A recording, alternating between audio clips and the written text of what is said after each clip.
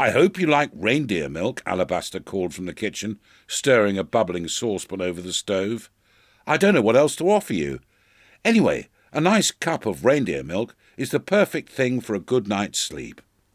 The creature, nestled snugly on a cushion in the living room, sniffed the sweet air approvingly.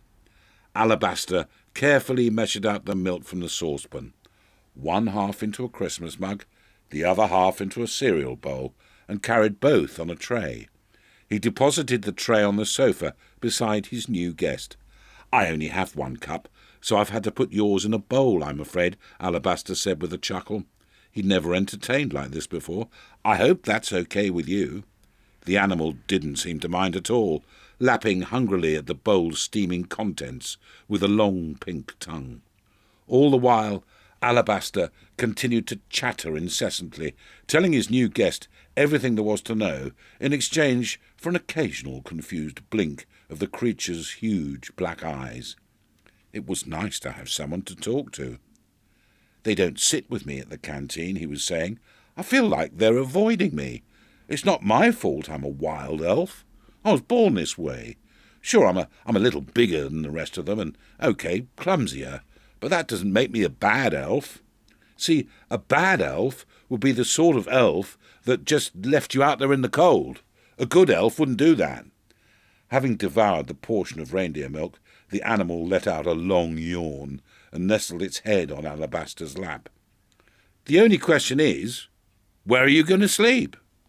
Alabaster glanced around in search of somewhere suitable, then attempted to pick up the creature by the scruff of its neck.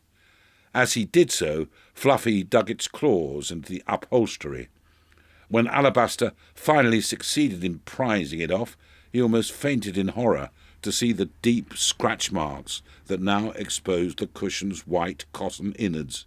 Each scratch looked like it had been sliced with a cutthroat razor. Fluffy's claws would need a good clipping if he was to keep his furniture intact. Tomorrow. It was already getting late. The cubbyhole under the stairs was probably the best place for now. Alabaster folded a towel for a bed and strung up some fairy lights to make the den feel a little more homely.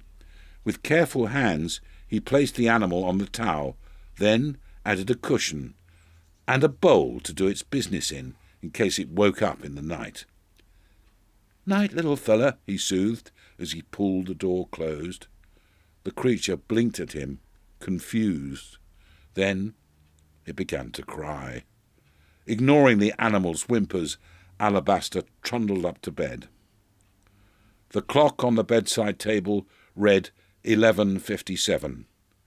Throughout the house, a shrill, ear-splitting noise honked with the volume and insistence of a car alarm. "It will have to learn," Alabaster grunted, and pulled a pillow over his ears. At 12:05, with a din now accompanied by an additional relentless, house-shaking thump, Alabaster relented and trotted gruffly down the stairs. The moment his feet landed in the passageway, the shrieking and banging suddenly stopped. The animal, who, having managed to free itself by smashing through the door with its head, smiled at its owner excitedly and wagged its tail with delight. "Oh, Fluffy, what have you done?" Alabaster gasped. From among the debris of broken shards of wooden splinters, the creature let out a playful yowl. It stared at Alabaster dumbly, its long pink tongue lolling at the side. Summoning all the determination he could not to succumb to anger, Alabaster carried it to his room. He couldn't risk losing any more doors.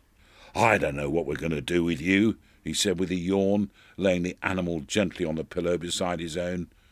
"Sweet dreams, Fluffy." Beside him, the creature dozed happily.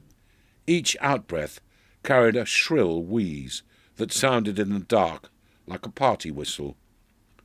He rolled over, pulled the animal towards him, and wrapped it in his arms. The wheezing stopped, replaced by a single, long murmur of contentment. The animal's heartbeat thudded against his chest softly as it snored. Despite everything, the scratched upholstery, the broken doorway, the breath, that could strip wall paint. It was nice to have company.